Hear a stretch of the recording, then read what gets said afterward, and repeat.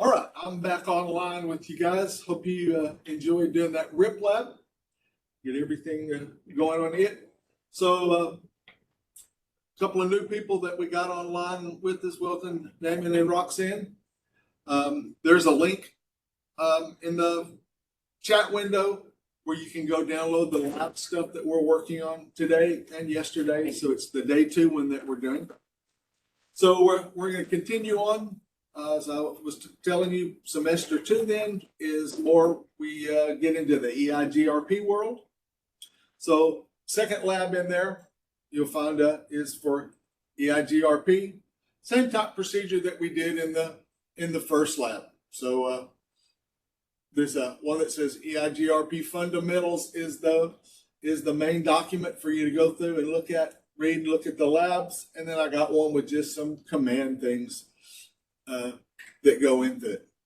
Most of this you can do inside of Packet Tracer. There's a few things that you can't do. You can't get to the named list, that kind of stuff you have to do on some real devices. But we'll go through and again, pretty extensive talk about all the administrative distances and how to go through and implement it, where it's going, the advantages of it. Again, just all the stuff that we need to know with the neighbors and what are autonomous systems.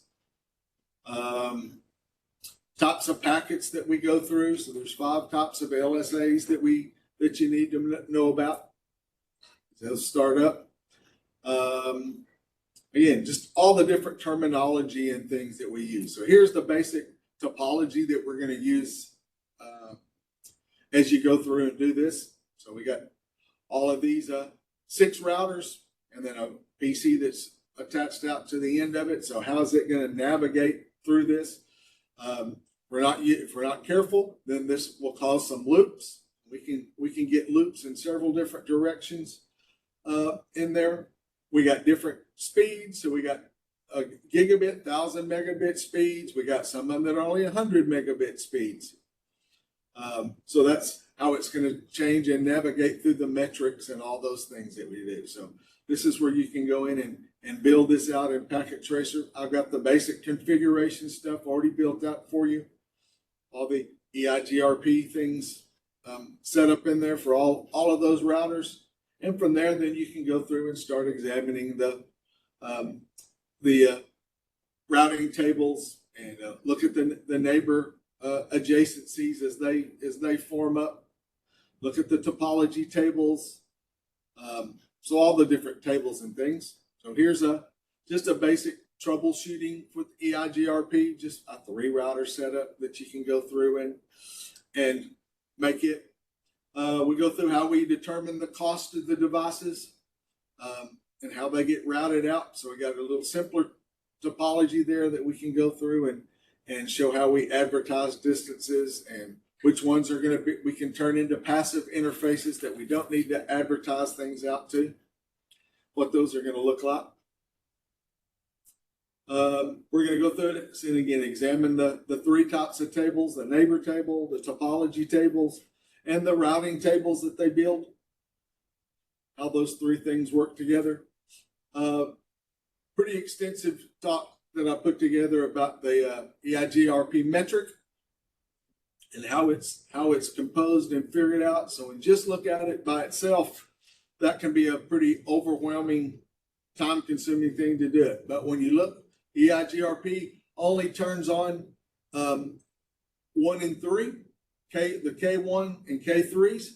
So we only look at the bandwidth delay type stuff. So when you get all that and you eliminate the other thing and narrow that down, simply we have the cost is 256 times the bandwidth plus the delay, which is pretty simple way that we can go through and calculate those things. So if we have a bandwidth of 100 megabits, the delay would be 10.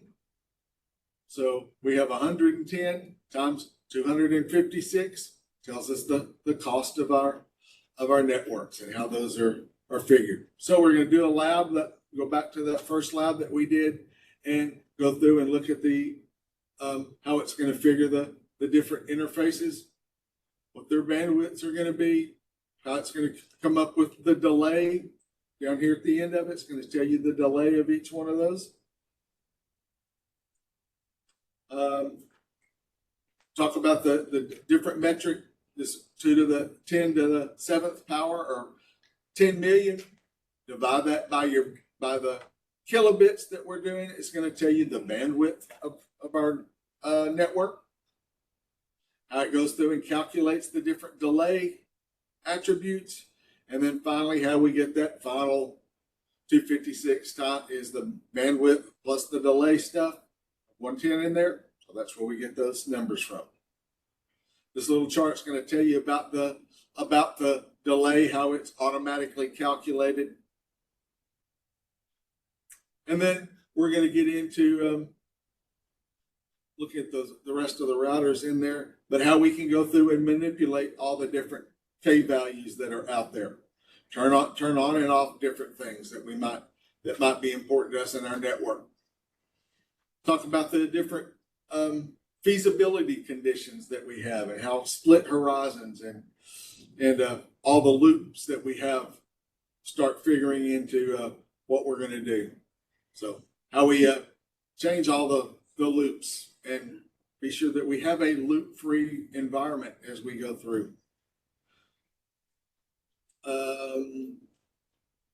Talk about all the different types of show outputs.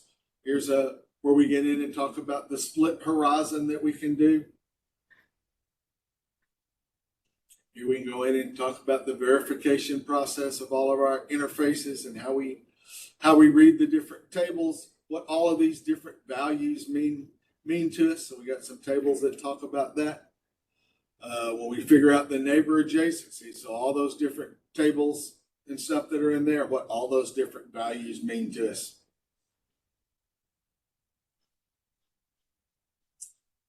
Then finally in there, we're going to talk about the router ID. So why is it important? Why we need to, how it can set it itself, but how it's more important if we will go in and set the router ID so that we can manipulate and know who is always going to be the area border router, and who's the border router, and who is the feasible routers to set up. So figure out how we do those. And then finally, we're going to get to looking a little at the EIGRP thing down there. The algorithm that it uses, the dual queries. We can look at a little of those.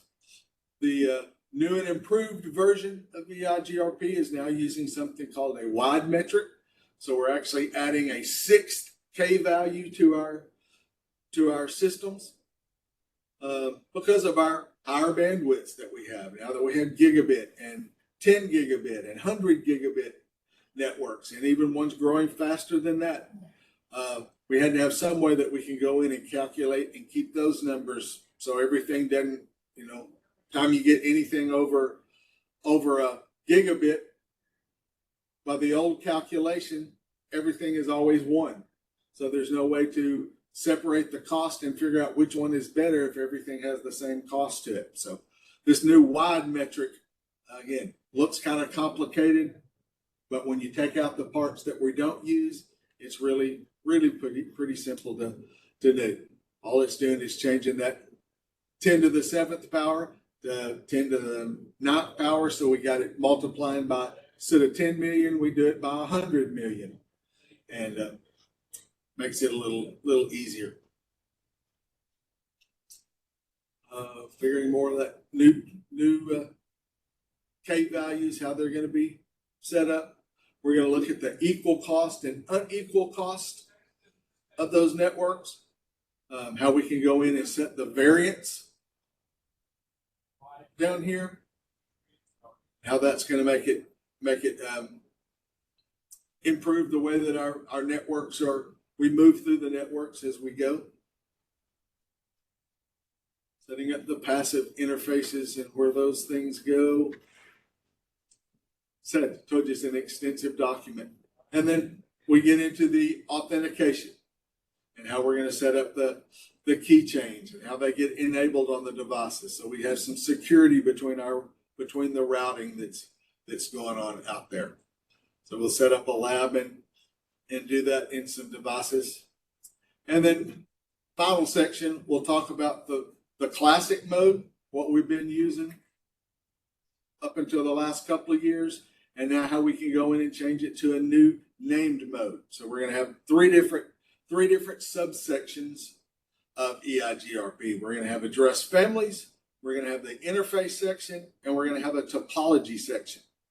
We can influence each one of those. Each one of them has different sets of commands that we will go through and look at how the networks again are calculated.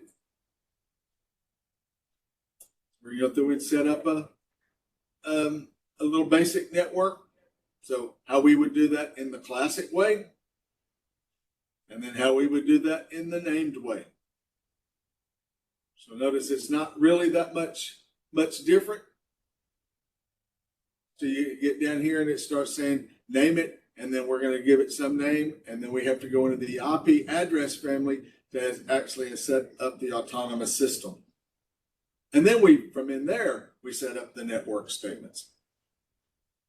So again, all the classic we can do in the packet tracer things. The named mode, the new way of doing it, you have to do that on the real equipment to make any of that work. So this will go through and again talk about all the new commands, where they're located, what to do inside of the named area, how it's changed the metrics and added the different metrics to it now. How we can go in and do which we don't have a no auto summary statement that we could do in the old version. We do now in the new version. We can have a no auto summary, and then we can go in and summarize our addresses the way that we want to.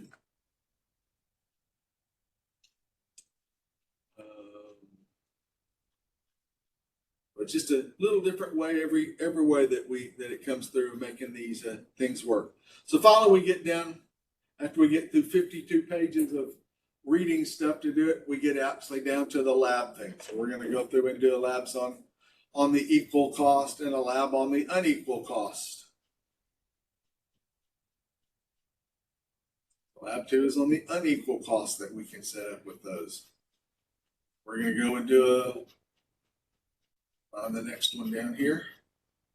Lab number 3, we're just going to talk about and set it up with using part of the routers in classic mode, part of the stuff in the new named mode, using these 5 routers as our topology. So again, talking about the different address family configurations. So these are the things that we can do inside of the address family subcommand. Here's the things that we can do inside of the topology subcommand. Notice we got auto summary and no auto summary in there now that we've never been able to do before. I guess I skipped over it somewhere. We got the topology table in there. Oh, there it is. It's going right over it. So there's what we can do inside of the topology subcommands. So lots of labs, lots of reading, but again, EIGRP is still one of the most vital routing protocols out in business that we can do. Lots of people that if they're using Cisco equipment, probably are using EIGRP in their network somewhere. So good thing for us to know. So we're going to take the remainder of the hour. So we got an hour for before we go to lunch. So work and see if you can kind of get through a little of this in that first hour. And then when we come back after our lunchtime, I'm going to give you an additional 30 minutes. So you'll have an hour and a half to work on those. So I'll come back on the line at 1:30 this afternoon. And we'll talk about the next lab that we're gonna go through and look at. So enjoy working on EIGRP in a little bit, and I will see you back at 1:30 this afternoon.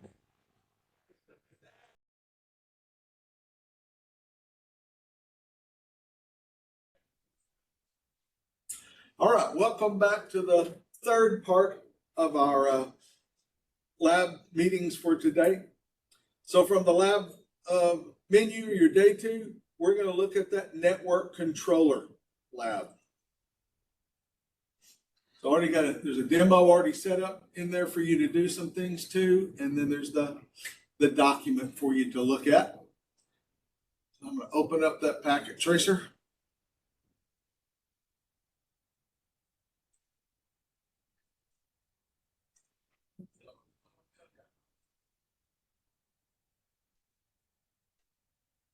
All right, so pretty complicated looking packet tracer that we got in here.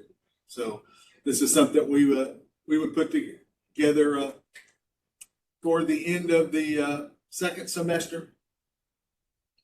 So we can see there's several routers, layer 3 switches, regular switches. We got all kinds of things in here, different branches that we can go through and look at. So we're going to put a network controller so we can see this from the world. So the first thing you need to do, we need to go check for you. If you go up to your tools menu at the top, excuse me, you found the right one, options menu at the top, and go to your preferences. And you can do this, if you do it with none of the packet tracers open, then it will globally set these every time. So if you haven't ever messed with these are where you can go in and customize the way it looks and feels for you. I don't do a lot of changing inside of here. Some of the things I do, be sure that I turn off the one here, that uncheck the one, show device models. I don't need to see that listed every time. You can do that. I wanted to see the names of the devices appear. If you want to put the port numbers, you can do that. But when you start getting things like this, it gets so cluttered you can't read anything on the screen. So that's why I turned those off. This is a big one that I always do. Be sure you disable auto cabling. So when your students go down here to get the cabling, they can't do the auto. They have to know what kind of cable that they're going to hook up everywhere. So if I put the wrong one, it won't work.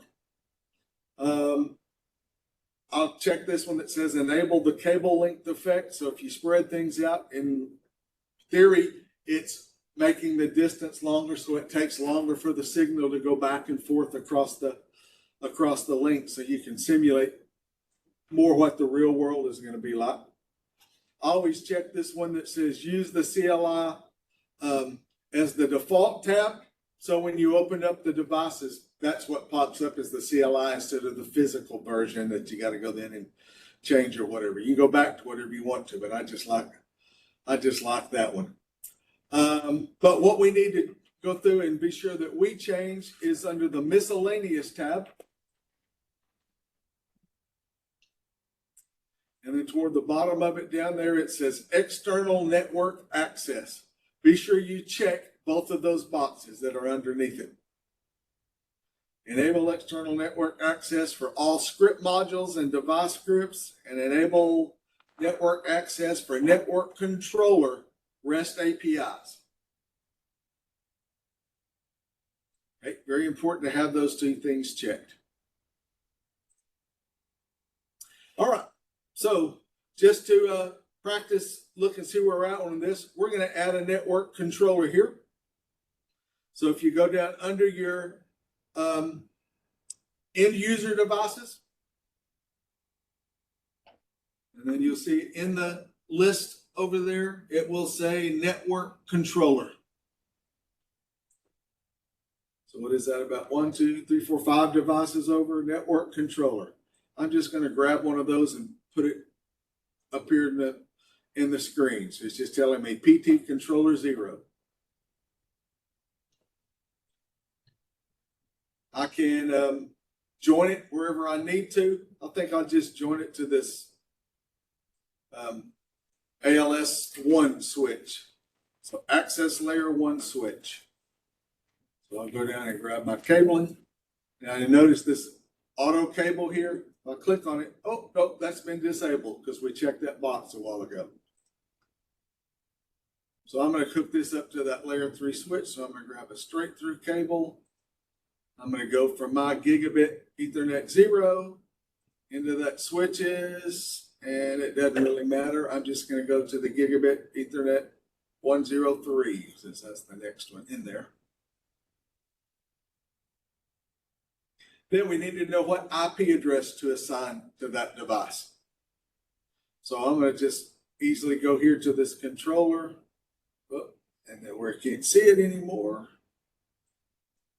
Come on.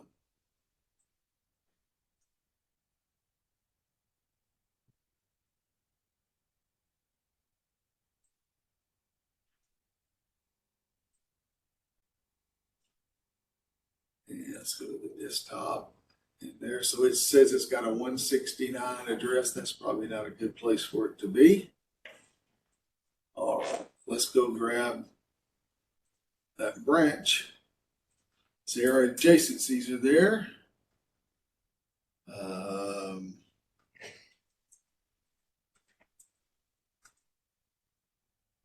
don't know what they put in there.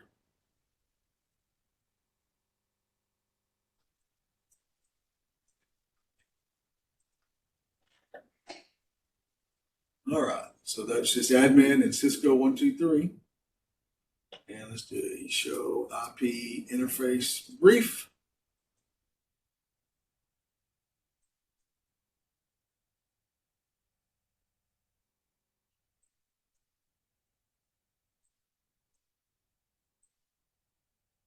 And so we can see those.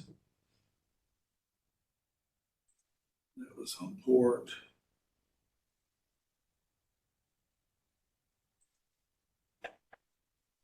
What?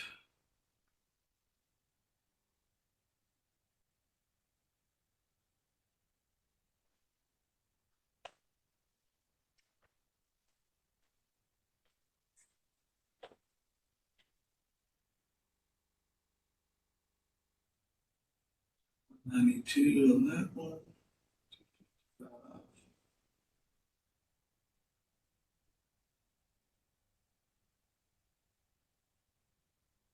All right, so that must be on that one. So we must be that 172 network down there then.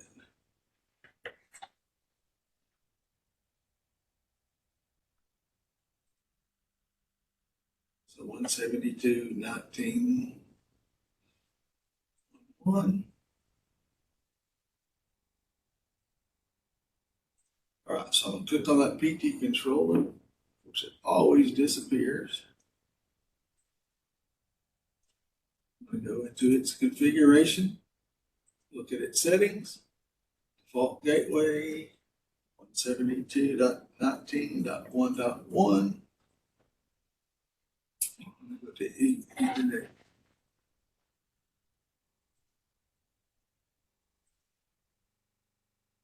And 2.19.1.10 is a good number. And subnet mask of 24 bits. Okay, so I got the IP address, the default gateway assigned to it, and then we got to be sure we go down here to controller and click this box that says enable access enable. You see it's on listening now on port 58,000.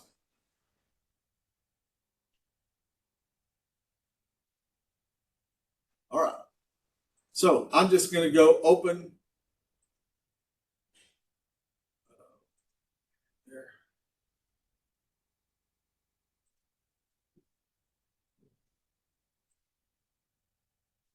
So I just have a browser open. And since it's on the same computer, I'm going to go into my local host, :58,000.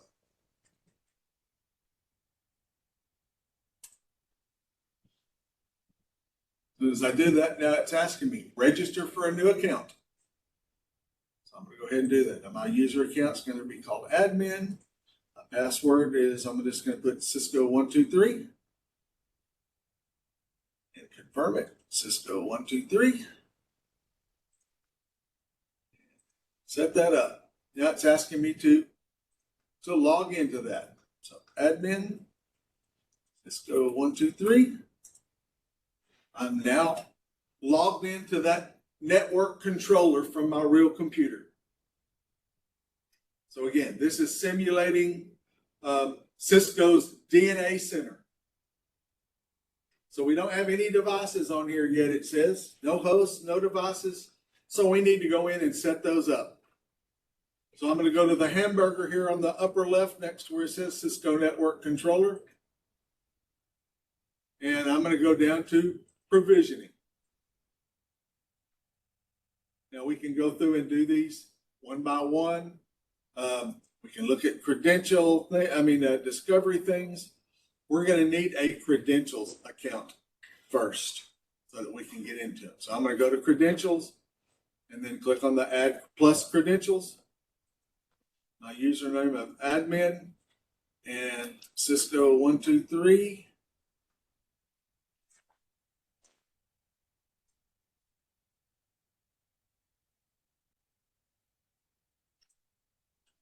Network access would be what I call that. So I now have that. Notice it gives me a security key. So now let's go back to the Discovery tab. I'm going to click on the plus Discovery. How are we going to discover things? Through CDP, through a range.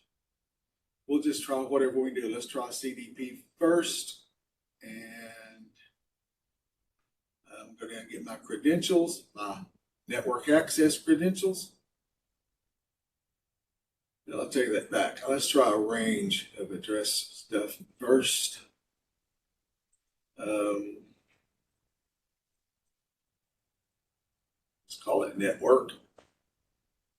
And IP address 172.19.1.1,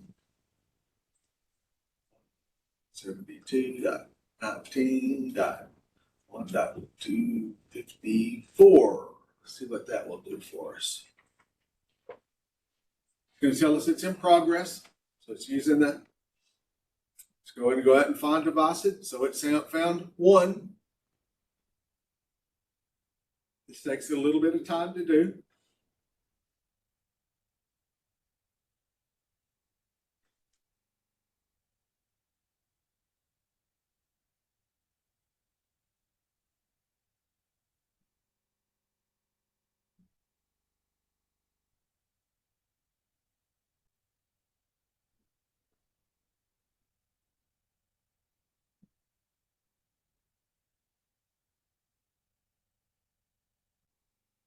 So it completed its network. It said it found those 3 devices and says they're all inactive. Now it's doing a new device detection.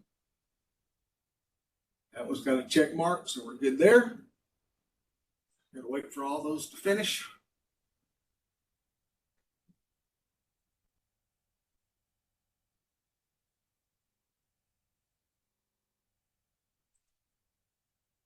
All right, so you can see here when I click on network devices, I can see there's a branch 1 router.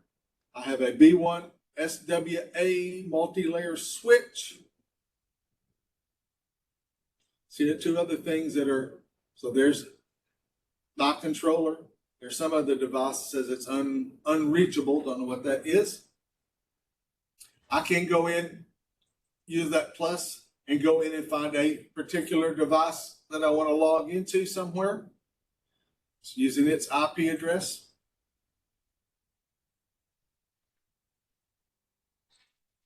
I'm going to go back to the dashboard now. Now it shows me I have 1 host that it found. I found 4 other devices, 1 unmanaged, 3 managed. Get rid of that so you can see it. We can see there when we ping what things the percentages about them. So let me see if I can find the other thing I want to look at. The provisionings.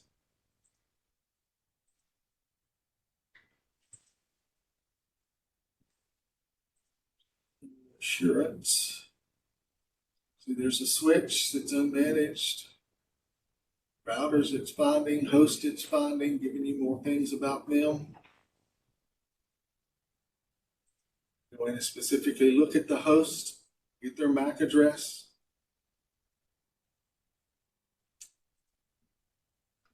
didn't show much there, but again, so I'm just seeing the branch over there to a switch. So I'm seeing that topology.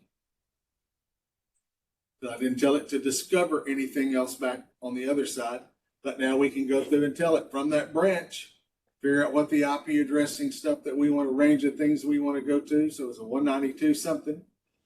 So we can just keep and map. It'll make more and more devices. We can do a trace route. They call it path trace. So we go through and look for things down through there. The policies then allow us to go in and set up QoS. Notice this functionality is only supported on devices running the iOS XE operating system.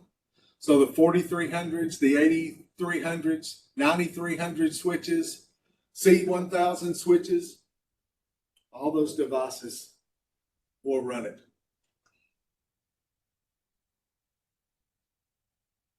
So lots of things that we can go through and do inside of here. We also have an API. So this is going to show you how to create an API. So you can go from your Postman or Python, however you want to do that.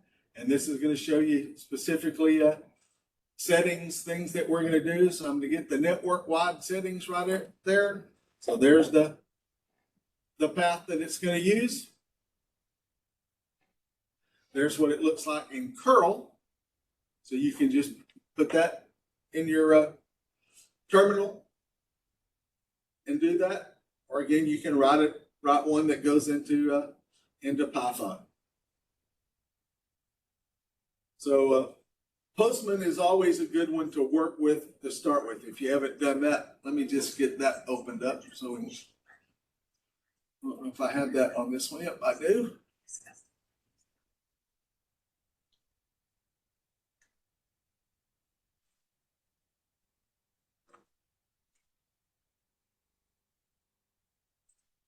Get signed into it.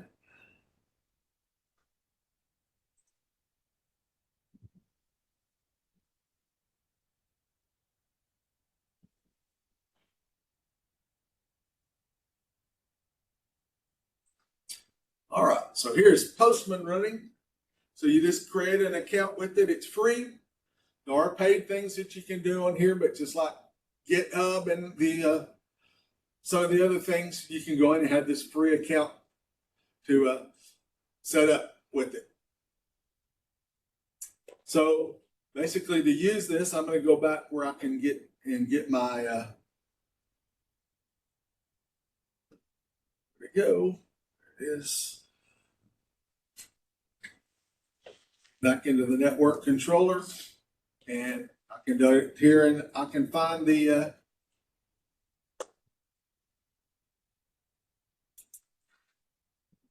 network-wide settings.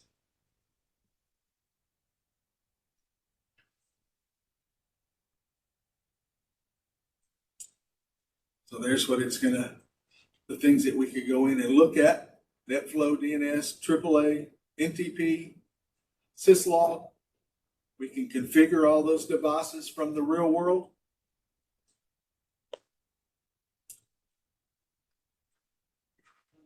There's the one that I wanted to.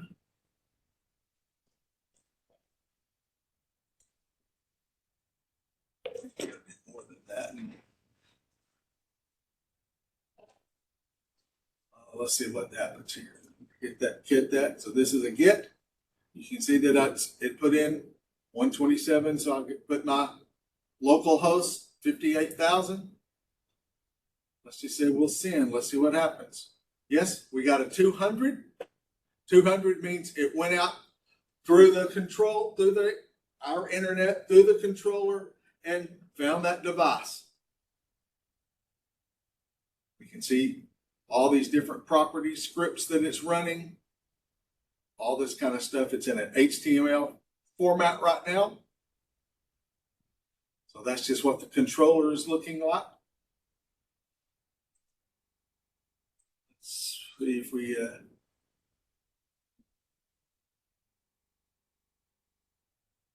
no, that's not what I wanted to do. Let's try that again. local host, $8,000, and then we got the slash. Let's see if that does it. That's a 404 error, so it couldn't find that page.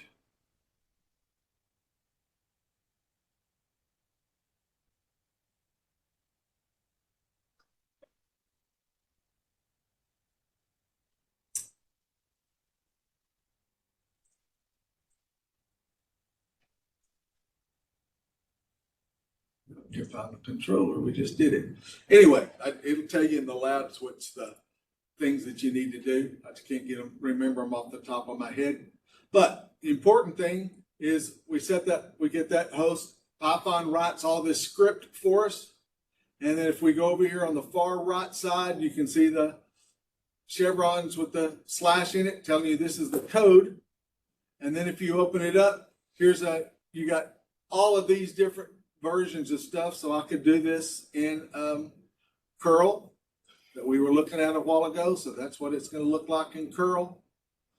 So if I go over there and grab that, well, I'm not going to do it right now, but I can get that. But for us, most of the time, we're going to write things in Python. So I can go back down here again and find the Python requests. And there's the Python script that it's going to run. I can simply go right there, copy that script over to my, let's go into VS Code. It's a good place to run all that stuff from.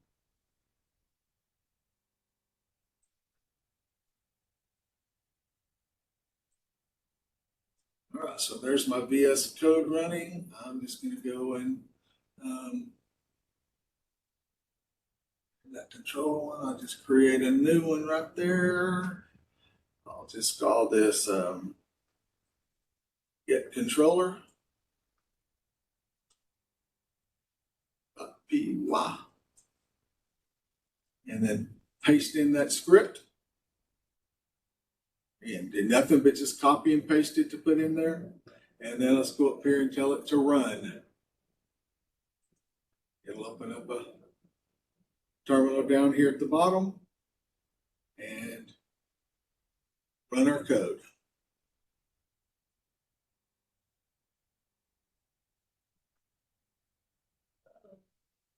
Okay, so again, pretty simple to get Python code in it. When you're first starting out, you don't really know what to write, how to set it up. This is a good way to start with it.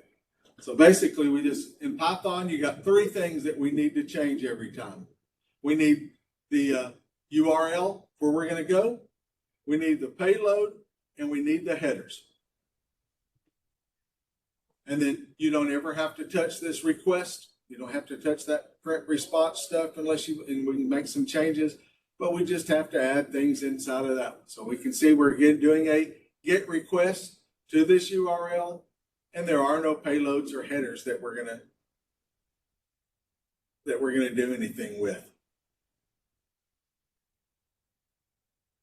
So easy way to learn Python going through Postman. So if you haven't ever used that. So this lab, again, I kind of went through some of it with you, how to get it set up.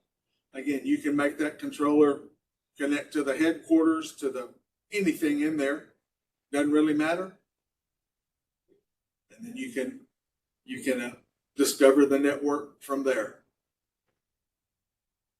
So fun lab to go through and work with your students. Again, they can find out lots of things about the network and see that the way that it works. Again, kind of get used to what the DNA center will look like. If you get the new devices, the 8300s, 9300s, C1000s, even the 4300 stuff that's got that on it. But the new equipment all has the DNA center stuff built into it. So you just connect up, make one of them a controller, and you're going to see this same type thing pop up inside of it. So you have a license that when you buy that new equipment that you can do. Just the standard license is all that it comes with to work with. But that'll get you a little bit about the network controllers. So if you go through, I'm going to give you some time to work with it. So it's 2 o'clock straight up right now. So I'm going to give you an hour to go through and work with the network controller stuff. So once you go play with it, and then we will meet back here at 3 o'clock, and we will talk about the lab we're going to do for the last hour of the day. So see you again at 3 o'clock our time.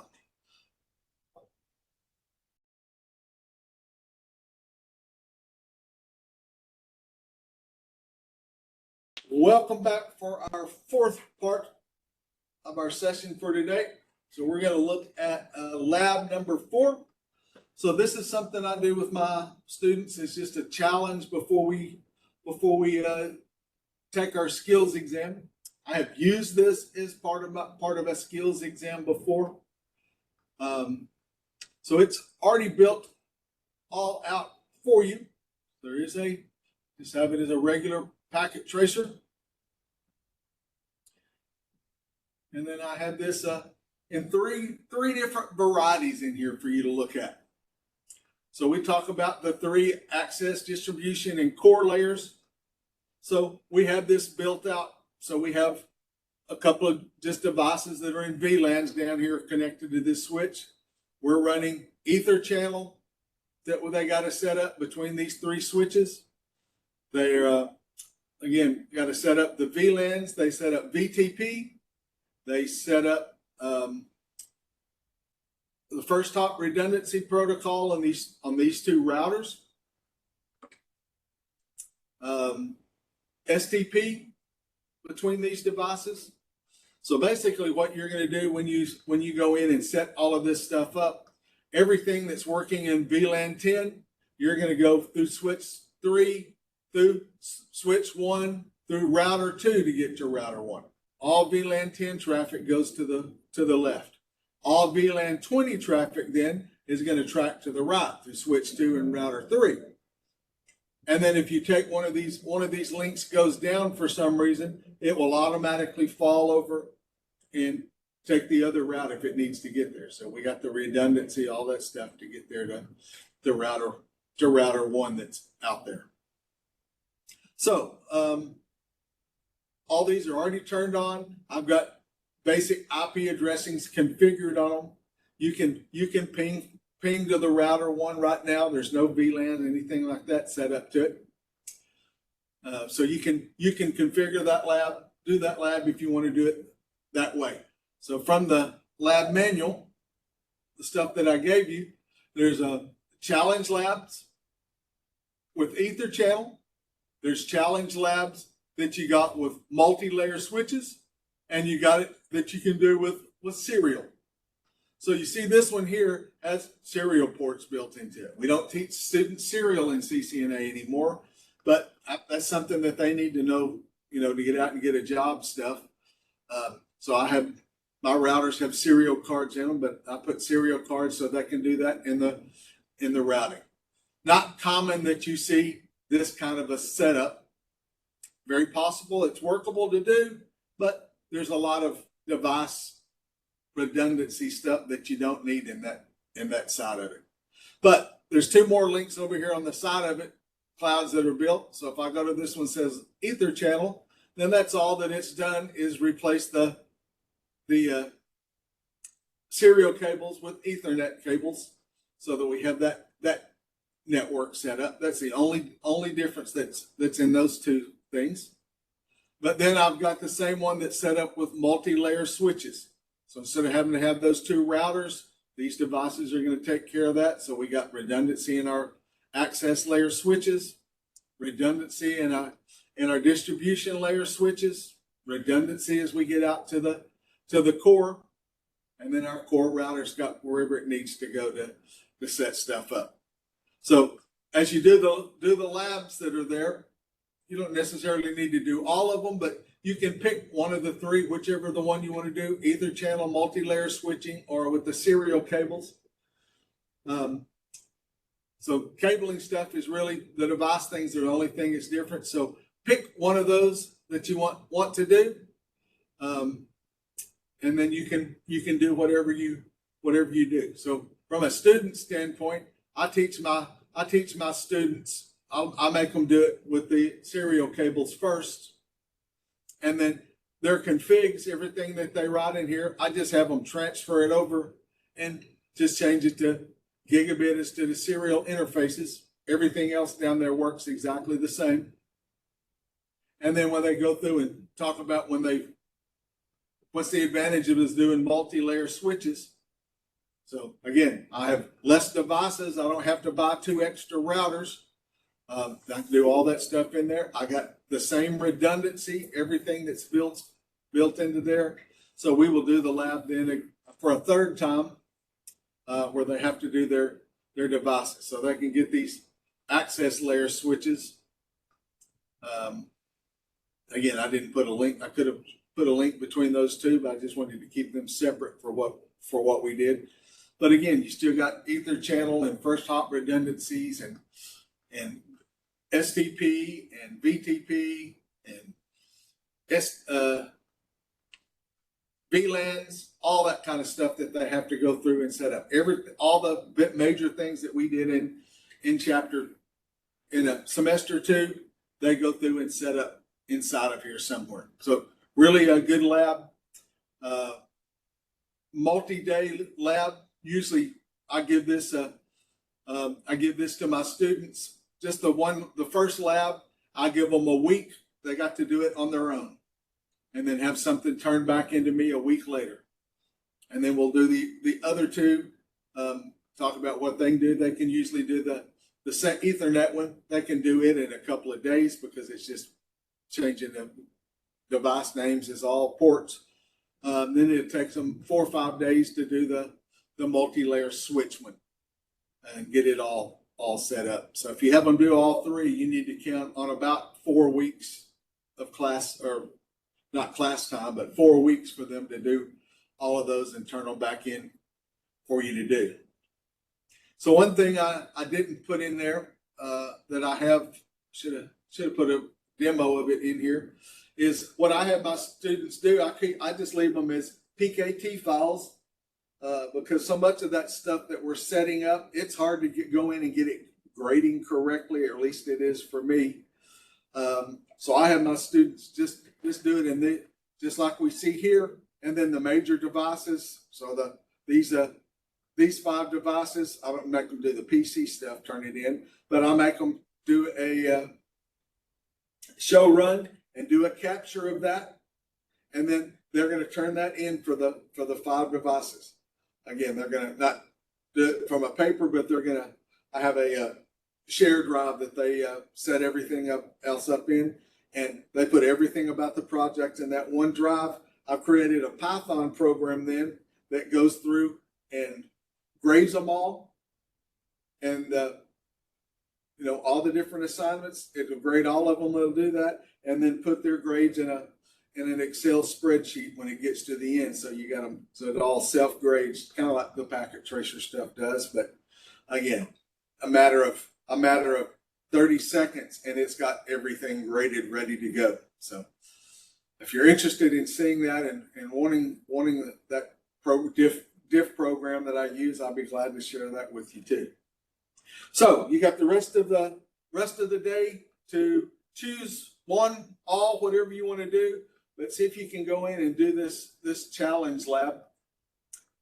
When you open the challenge lab, there's not going to be any, you do this one, there's no instructions or anything for you to do as you go through them. But as you do these 3 Word document ones, you will go through that get opened. You'll see a whole bunch of stuff that's in red. So again, you'll see what you're going to set up, but you're going to see all this red. These are all set up to be hidden text, so it won't print out.